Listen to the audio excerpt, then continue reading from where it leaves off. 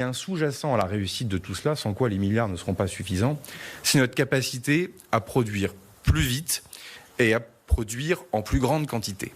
Il s'agit toujours pour nous aujourd'hui de ne pas acheter nos armes ni à Moscou, ni à Pékin, ni même à Washington, dans l'esprit gaullien. Et donc ça nous impose d'avoir une industrie de défense qui non seulement réussit évidemment à l'exportation, sans quoi le modèle n'est pas équilibré, j'y reviendrai, mais sans quoi aussi, si vous voulez engager librement et de manière autonome votre armée dans un conflit ou dans une opération de sécurité, si vous êtes dépendant de vos approvisionnements, au fond, vous avez donc une diplomatie sous dépendance. C'était ça évidemment le grand pari du général de Gaulle, la dissuasion nucléaire et les investissements dans les outils de la dissuasion nucléaire, tirant l'ensemble de l'industrie de défense vers le haut.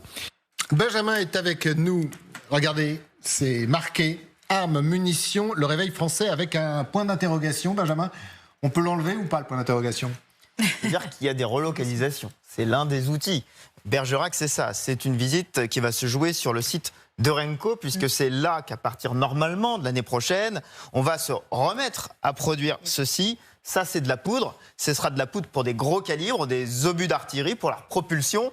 C'est aujourd'hui, et ce depuis une dizaine d'années, fabriqué en Suède par Renko, ou alors importé d'Allemagne, d'Italie ou voire de Suisse. Et donc l'idée, c'est de refaire une usine sur ce site.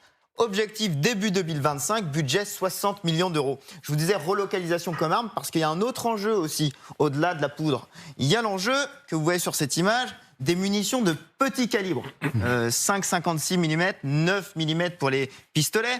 Il fut un temps, il y a une trentaine d'années, on les fabriquait notamment dans ce site industriel au Mans, Giat Industrie. Je vous montre à quoi ressemble ce site aujourd'hui. C'est toujours la zone de la cartoucherie, mais c'est une friche industrielle. Le choix a été fait de la rentabilité, de se détourner des munitions de petit calibre. Et aujourd'hui, on est dans une sorte de retour en arrière, puisque encore tout à l'heure, et c'était dans les rumeurs depuis des semaines et des semaines, Sébastien Lecornu a demandé une évaluation à la DGA pour potentiellement prendre une décision dans les mois à venir pour relocaliser également les munitions de petit calibre. Alors Benjamin, la devise du ministre, c'est relocaliser, mais aussi augmenter toutes les cadences. C'est le cas. Est-ce que ça va plus vite actuellement? Alors, factuellement, si vous prenez usine par usine, ça va quand même nettement plus vite. Ça, c'est l'usine Nexter de Bourges. Les fameux canons César. Je vous donne les avant-après. Avant la guerre, on en faisait un tous les 30 mois. Aujourd'hui, les chiffres donnés, c'est qu'on en fait un tous les 15 mois. En un an, 78 cette année. Avant la guerre, on en avait 76 au total dans l'armée française. Donc ça vous situe l'évolution. On peut continuer sur le corollaire, les obus d'artillerie. Alors là, les derniers chiffres qu'on avait, c'était qu'on en fait aujourd'hui, à l'instant où on se parle, 3000 par mois. Avant la guerre, on en faisait 1000.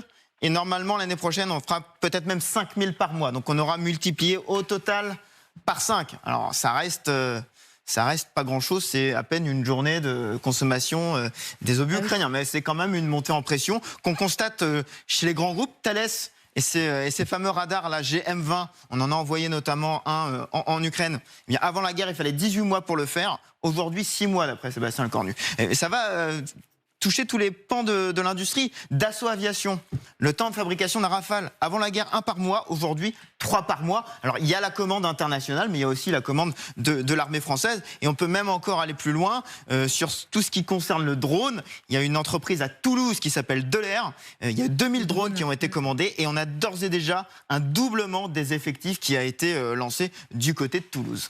Alors, est-ce qu'il y a quand même quelques trous dans la raquette? Est-ce que l'on doit faire des progrès, des lacunes encore que l'on doit combler? Je reste sur les drones. Alors certes, ils sont a priori plus résistants au brouillage russe, mais je vous ai dit 2000. Les Ukrainiens disent en consommer 10 000 par mois. Ça vous situe, et ils envisagent une production d'1 million par an. Donc ça situe en termes de masse la difficulté. Il y a une grosse tension pointée par Sébastien Lecornu aujourd'hui, et c'est ce qu'on appelle les missiles Aster, des missiles sol-air de défense aérienne qui équipent notamment les systèmes qui sont en Roumanie ou en Ukraine.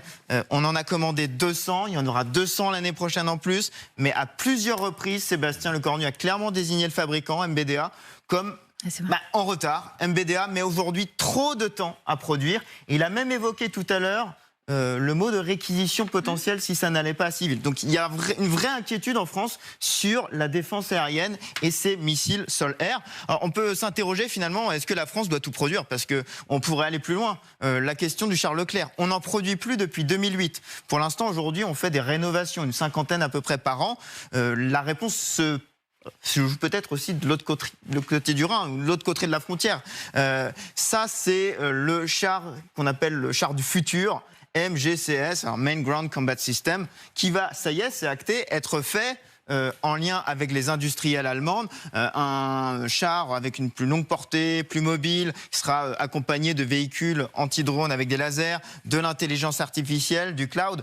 Ça, c'est peut-être un élément pour la suite. Alors, c'est à plus ou moins longue échéance, ce sera dans 20 ans, 2040, 2045, mais ça montre que la France ne peut pas faire du 100% made in France. Et d'ailleurs, aujourd'hui, quand vous prenez l'équipement de l'armée française, le fusil d'assaut HK 416F, c'est allemand, le pistolet de l'armée de terre, c'est le Glock 17, il est autrichien. Toute la question est peut-être aussi de se poser quels sont les fournisseurs que l'on va choisir. Ouais. Merci beaucoup Benjamin pour toutes ces explications. Général Dutartre, est-ce que quand vous voyez tout ça, vous dites que ça va assez vite ou est-ce qu'à un moment, et Benjamin le rappelait, il va falloir procéder à des réquisitions? Je rappelle la petite phrase du ministre français des Armées. Il n'exclut pas de recourir à des réquisitions ou d'imposer aux industriels d'accorder la priorité aux besoins militaires par rapport aux besoins civils pour accélérer la production.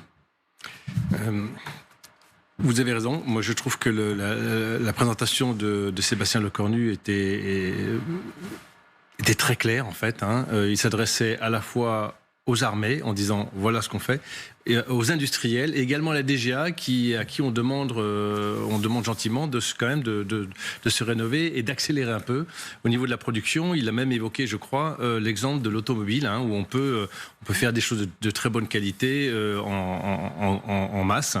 Il a fixé un plan de réarmement. La France se réarme avec des échéances, avec des exemples très concrets, en donnant des dates, en donnant des produits. C'est vrai que les systèmes solaires qui ont été évoqués, c'était le cas notamment de l'armée de l'air. Il n'y avait pas de menace solaire, donc on essayait de préserver les avions, les armements guidés, les radars, et puis le solaire était le parent pauvre. Est-ce qu'on va vite? Est-ce que vous trouvez que la cadence, on y est là? On commence à se réveiller? On n'ira jamais assez vite. On n'ira jamais assez vite, mais il n'empêche qu'on se donne les moyens d'avancer. Parce que de toute manière, que les choses soient claires, et il pose d'ailleurs le cadre au départ, la menace, elle n'est pas française, elle est au niveau de l'Europe. C'est-à-dire qu'à mon sens, il faut que l'Europe trouve son autonomie stratégique dans tous les domaines, mais essentiellement militaire. Avec les annonces de Trump, c'est un réveil. Avec la menace en Ukraine, il faut que l'Europe... il n'y a pas de menace qui ne doit pas se prendre à l'échelle européenne. Et ça, quelque part, c'est un réveil pour tout le monde.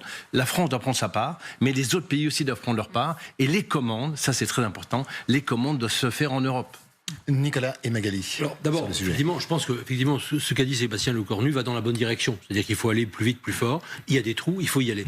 En revanche, est-ce que nous sommes passés véritablement dans l'économie de guerre? Vous savez, celle dont Emmanuel Macron parlait le 13 juin 2022, déjà, au salon Eurosatory, la réponse est clairement non. Parce que là, effectivement, ça suppose de réquisitionner, de former en masse des ouvriers qui étaient utilisés ou des techniciens pour les industries civiles, de les mettre dans l'industrie militaire. Et de mettre les Français à contribution. Et là, effectivement, et aujourd'hui, vous savez, on parle du coût de la guerre pour les Français. Le coût, il a été estimé, c'est 50 € par an en moyenne pour chaque Français. C'est ça le coût de la guerre en Ukraine. Deuxième point, quand même très rapidement, c'est-à-dire qu'il y a deux besoins. Il y a un besoin qui est immédiat pour l'Ukraine, parce que ça, c'est quand même l'urgence, c'est l'immédiat. Et ça, c'est comment est-ce qu'on peut, nous, Européens, plus avec les Américains et la certitude américaine, plus aussi quand même d'autres partenaires, Coréens du Sud, Japonais, Australiens, donner plus d'armes à l'Ukraine et toutes les armes dont elle a besoin.